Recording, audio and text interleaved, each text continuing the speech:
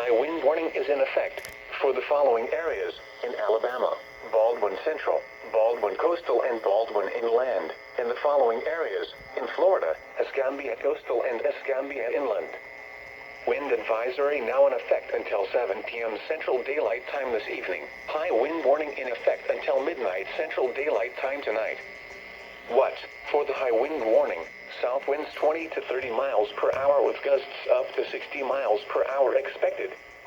For the wind advisory, south winds 20 to 30 miles per hour with gusts up to 55 miles per hour.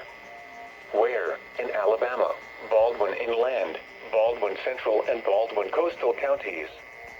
In Florida, Escambia Inland and Escambia Coastal counties. When? For the high wind warning, until midnight Central Daylight Time tonight. For the wind advisory, until 7 p.m. Central Daylight Time this evening.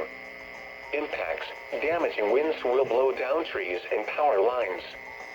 Widespread power outages are expected. Travel will be difficult, especially for high-profile vehicles. People should avoid being outside in forested areas and around trees and branches. If possible, remain in the lower levels of your home during the windstorm and avoid windows. Use caution if you must drive. Here's your marine forecast.